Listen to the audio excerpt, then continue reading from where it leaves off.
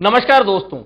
जब भी देश का आम बजट पेश होता है तो आम लोगों की दिलचस्पी सिर्फ दो बातों में होती है।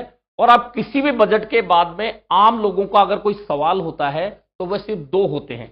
एक तो यह कि बजट में क्या सस्ता हुआ है और क्या महंगा हुआ है। दूसरा, इनकम टैक्स में रिबेट मिली है या नहीं मिली है, और मिली है तो कितनी मिली है। ये दो सवाल आम भारतीयों के मन में तब होते हैं जब आम बजट पेश किया जाता है। लेकिन जब से नरेंद्र मोदी के नेतृत्व वाली एनडीए सरकार चल रही है और निर्मला ताई जब से वित्त मंत्री बनी है, तब से सस्ते को लेकर बहुत ज्यादा उम्मीद अगर भारतीय लगाते हैं तो वे बेमानी साबित होती है। अधिकांश मामलों में अभी तक ये जो बजट पेश हुए हैं, तीसरा कार्यकाल है प्रधानमंत्री नरेंद्र मोदी का, और अब जब दूसरा कार्यकाल में निर्मला सीतारमण बजट पेश कर रही है तो आप सस्ते की उम्मीद बहुत ज्यादा मत करिए। लेकिन इनकम टैक्स को लेकर इस बार राहत इसलिए बताई जा रही है कि इस बार इनकम टैक्स में जो रिबेट दी गई है उसके छींटे कहीं ना कहीं आम आदमी से लेकर नौकरी पेशा लोगों पर जरूर पड़ेंगे। और खासतौर पर नौकरी पेशा लोगों को सबसे बड़ी राहत मिली है टैक्स रिबेट में, क्योंकि पहले जो टैक्स रिबेट मिलती थी उसको कहीं अधिक बढ़ा दिया गया है। और बढ़ा के लोगों को हर साल 10 से 20 हजार रुपए अगर टैक्स रिबेट के बच रहे हैं तो यह फायदा नीचे बाजार तक आएगा, आम लोगों तक आएगा, ऐसी उम्मीद की जा रही है। हालांकि जीएसटी को लेकर जिस तरह की भ्रांतियां अभी तक बनी हुई है, जीएसटी की वजह से महंगाई झेल रहे हैं लोग, उसे लेकर बहुत ज्यादा राहत दी गई है ऐसा कहीं नजर नहीं आ रहा। लेकिन इनकम टैक्स की बात हम समझ सकते हैं, तो बहुत आसानी के साथ आपको समझाने का प्रयास करता हूं कि 0 से 4 लाख तक अगर आपकी इनकम है तो उस पर आपको 1 रुपया भी इनकम टैक्स का नहीं देना है। यानी कि आपकी ये 3 लाख तक जो पहले लगता था 5%, वह अब 4 लाख तक आपको 1 रुपया भी नहीं देना है। अब इसके बाद समझिए 4 से 8 लाख तक की अगर आपकी इनकम है तो 5%। लेकिन इसको आप कैसे समझेंगे? यह ऐसे समझेंगे कि 7 लाख के बाद में अगर आपकी इनकम है तो उस पर टैक्स लगेगा, यानी कि 7 लाख तक अभी आप बिल्कुल टैक्स फ्री है। और सबसे ज्यादा फायदा नौकरी पेशा लोगों को हो रहा है। कैसे हो रहा है कि 12,75,000 तक अगर उनकी इनकम है अपनी सैलरी और भत्तों को मिलाकर पूरे साल की, तो उन्हें टैक्स में पूरी तरह से छूट मिल रही है। और एक अच्छा कदम माना जा सकता है हिंदुस्तान में, क्योंकि नौकरी पेशा वर्ग वह है जो अगर पैसा उसके पास होता है तो वह बाजार में आता है, और बाजार में अगर पैसा आता है तो उसका फायदा सभी को मिलता है। कुल मिलाकर इसे और सीधे शब्दों में समझिए कि 0 से लेकर 4 लाख तक अगर आपकी आय है तो आपका 0% टैक्स इनकम टैक्स है। 4 से 8 लाख है तो 5% है, और 8 से 12 लाख है तो 10% है। लेकिन क्योंकि यह जो टैक्स इनकम टैक्स दर है उसमें कहीं ना कहीं और तरीकों से छूट ली जा सकती है, और यह फायदा कहीं ना कहीं आम आदमी की जेब में जाता है। अब टैक्स स्लैब की बात करें तो उसको बहुत आसानी से हम समझ सकते हैं कि पहले 3 लाख रुपए तक अगर इनकम है तो 0% इनकम टैक्स लगता था। अब नए स्लैब में यह 4 लाख हो गया है। 3 से और 7 लाख तक पहले 5% जो लगता था, अब वह 1 लाख रुपए बढ़कर 5% जो लगना है वह 4 से 8 लाख तक लगना है। यानी यहां भी बचत हो रही है। और 15 लाख से ज्यादा भी अगर इनकम है तो पहले 25% था, अब 20 से 24 लाख तक भी वही 25% इनकम टैक्स लगना है। अब टैक्स का फायदा कैसे होगा, और सरल तरीके से अगर समझना है तो समझ सकते हैं कि आपकी इनकम 8 लाख रुपए है, पहले आपको 30,000 रुपए इनकम टैक्स के लगते थे, अब वह घटकर 20,000 लगेंगे, क्योंकि ये जो टैक्स रिजीम नया है उसमें 20,000 रुपए लगेंगे, 10,000 रुपए आपका फायदा हो रहा है। और 12 लाख तक 20,000 रुपए की रिबेट मिलती है, तो कुल मिलाकर 30,000 रुपए का फायदा होने वाला है। अब 9 लाख की बात करें तो पहले 40,000 लगते थे, अब 30,000 लगते हैं, तो अब यह 10,000 का फायदा होगा। 12 लाख 30 1000 रुपए अगर आपके 12 लाख तक की रिबेट और मिलती है तो यह बचत आपकी 40,000 तक हो जाती है। कुल मिलाकर इसी तरह से टैक्स में जो बजट में जो इनकम टैक्स की रिबेट की बात है, नया जो स्लैब दिया है उसमें कहीं ना कहीं हर आय वर्ग के लिए 40-50 लाख तक के लिए भी टैक्स में जो बदलाव किया गया है उसका फायदा कहीं ना कहीं जेब पर आएगा। जेब पर आएगा तो ये पैसा बाजार में आएगा, बाजार में आएगा तो बाजार का रोटेशन घूमेगा तो हर आम और खास आदमी पर इसका असर होगा। अब मध्यम वर्ग यह सोचता है कि हमारे लिए क्या है, हमारे लिए क्या है, क्योंकि हिंदुस्तान में मध्यम वर्ग की संख्या सर्वाधिक है। जो बीपीएल नहीं है तो उससे फायदा उन योजनाओं का नहीं मिलता जो सरकार बीपीएल के लिए चलाती है, और अपर वर्ग क्योंकि उसको किसी छूट की ज्यादा जरूरत नहीं होती है तो उसे कोई दिक्कत नहीं होती, लेकिन मध्यम वर्ग हमेशा पिसता है। तो मध्यम वर्ग के लिए कुछ चीजें जो मैं बताता हूं कि जो ऐलान हुए हैं उनमें 10-11 ऐलान बहुत हैं, महत्वपूर्ण है। उनमें 12 लाख की कमाई पर कोई टैक्स नहीं है, यह एक बहुत इंपॉर्टेंट पॉइंट है आज के बजट का। वहीं बुजुर्ग जो हैं, बुजुर्ग का मतलब 60 साल से ऊपर जो हैं उनके लिए यह टैक्स रिबेट डबल हो जाती है, छूट, यानी कि उनकी दुगनी आय है तो भी उन्हें टैक्स नहीं देना पड़ेगा।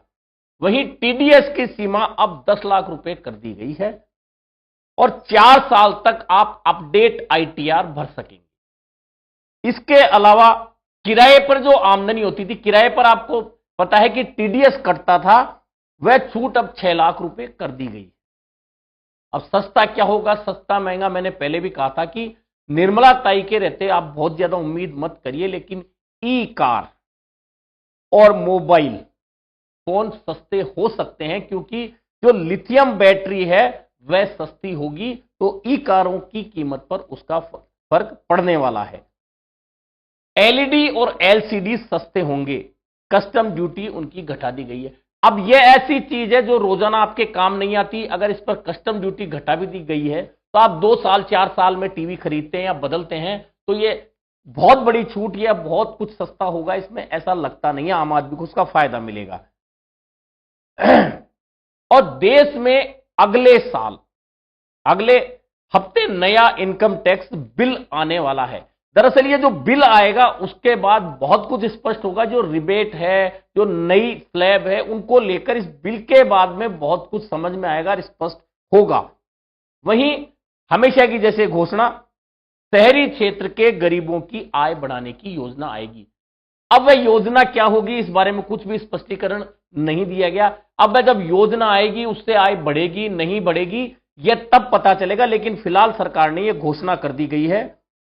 इसके अलावा 1 लाख अधूरे काम पूरे होंगे, यह कहा गया है बजट में, लेकिन वे 1 लाख काम अधूरे कौन से छूटे हुए हैं इस बारे में स्पष्ट रूप से पूरा बजट जब सामने आएगा तभी स्पष्ट हो पाएगा। महिलाओं के लिए, क्योंकि महिला वोटर आधी आबादी महिला वोटरों की जो वोटर संख्या में भी है, उसके लिए भी 2 ऐलान हुए हैं। उनमें एससी एसटी की एमएसएमई महिला उद्यमियों के लिए विशेष लोन योजना लाई जाएगी और पहली बार उद्यमी बनने वाली महिलाओं को 2 करोड़ का टर्म लोन मिलेगा। यह महिलाओं के लिए स्पेशल घोषणा है। किसानों के लिए हमेशा घोषणा होती है, लेकिन किसान चूंकि आंदोलनरत है सिर्फ अपनी फसल के पूरे मूल्य एमएसपी को लेकर कि हमें निर्धारित कर दिया जाए। जब तक यह आंदोलन चल रहा है, लंबा आंदोलन पिछले 2 साल से चल रहा है, उसको छोड़ दीजिए। लेकिन अब जो किसानों के लिए ऐलान हुआ है उसमें किसान क्रेडिट कार्ड की लिमिट को 3 लाख से बढ़ाकर 5 लाख कर दिया गया है ताकि किसान को और कर्जा मिल सके उस कार्ड से। इसके अलावा एक नई योजना किसानों के लिए पीएम धन धान्य कृषि योजना शुरू, जिसका 100 जिलों को फायदा मिलने की बात कही गई है और डेयरी और मछली पालन के लिए 5 लाख तक का लोन दिए जाने की बात हुई है। युवा लोग जो इन चीजों से दूर हटते जा रहे हैं, ग्रामीण लोग इन चीजों से दूर हटते जा रहे हैं, शायद उन लोगों को कुछ फायदा हो और वे एक बार फिर डेयरी उद्योग या मछली पालन की ओर बढ़ें और अपनी इनकम उन चीजों से बढ़ाएं। इस तरह की ये घोषणाएं हैं, लेकिन युवा वर्ग को क्या मिलेगा बजट में, यह भी बहुत इंपॉर्टेंट है। युवा वर्ग को स्टार्टअप के लिए 10,000 करोड़ का फंड बनाने की बात कही गई है बजट में। आपको पता है कि स्टार्टअप को लेकर लगातार 10 साल से बात हो रही है। बहुत सारे लोगों के स्टार्टअप शुरू भी हुए, कुछ लोगों के शुरू होने के बाद बंद भी हो गए, लेकिन अब फिर स्टार्टअप को बढ़ाने के लिए 10,000 करोड़ के फंड बनाने की बात की गई है युवाओं के लिए। एआई को लेकर लगातार चर्चा हो रही है कि एआई एक नई क्रांति आने वाली है डिजिटल युग में। ऐसे में 500 करोड़ रुपए से 3 AI artificial intelligence acceleration centre बनाए जाएंगे, ताकि नए युवा इनमें सीख कर आईटी के अंदर और अपना भविष्य बना सके। यह इसके लिए 500 करोड़ रुपए रखे गए हैं। और सबसे महत्वपूर्ण, मेडिकल एजुकेशन के लिए पूरे देश में 75,000, 5 साल में बढ़ेंगी ये सीटें, 75,000 सीटें, यानी कि हर साल 15,000 सीटें बढ़ाए जाने की योजना सरकार की है मेडिकल में, ताकि और लोगों को फायदा मिल सके।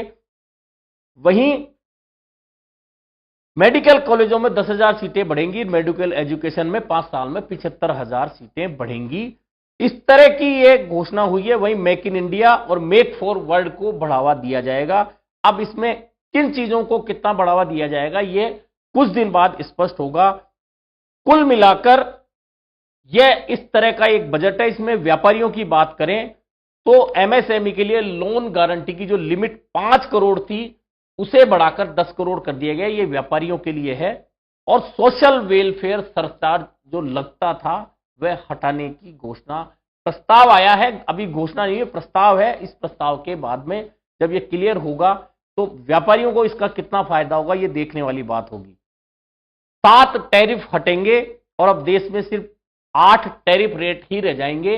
यह भी तभी पता चलेगा जब स्पष्ट रूप से पूरी चीजें सामने आ जाएंगी। इसके अलावा भी बहुत सारी चीजें छोटी छोटी दी गई हैं जो व्यापारियों के लिए घोषणाएं की गई है।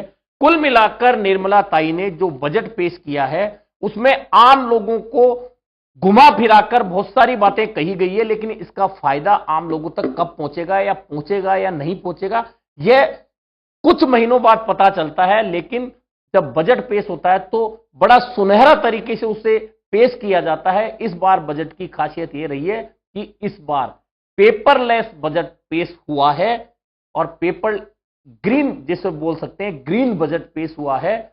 और इस बार अगर यह शुरुआत हुई तो एक अच्छी शुरुआत हुई। और आपने देखा होगा कि संसद में सांसदों को प्रशिक्षण भी दिया गया था ताकि पेपरलेस काम संसद में हो सके। कुल मिलाकर आम बजट को लेकर आम आदमी की जो बहुत सारी आशाएं होती है कि उसे महंगाई से राहत मिलेगी, उसे रोजगार के अवसर मिलेंगे, उसे आगे बढ़ने के अवसर मिलेंगे, उसे शिक्षा के और अवसर मिलेंगे, आधारभूत ढांचा और मजबूत होगा, इसे लेकर बजट में बहुत सारी चीजें कही गई है। लेकिन यह हर बार होता है, लेकिन उसका फायदा आम आदमी तक कब पहुंचेगा, कितना पहुंचेगा, यह हमेशा आम आदमी देखता रह जाता है और अगला बजट आ जाता है। लेकिन फिर भी क्योंकि दिल्ली में चुनाव है और बिहार में इसके बाद होने हैं, ऐसे में बिहार को लेकर निर्मला सीतारमण ने बहुत सारी घोषणाएं करी है ताकि वोटरों को आकर्षित करके बिहार की सत्ता पर काबिज भाजपा हो सके। कुल मिलाकर इस बजट को लेकर बहुत सारे स्पष्टीकरण कुछ दिन बाद सामने आएंगे, लेकिन फिलहाल तो यही सोचिए कि निर्मला ताई अपनी बजट पोटली में हमारे लिए क्या लाई। अभी के लिए इतना ही, फिर मिलेंगे नए मुद्दे पर चर्चा के।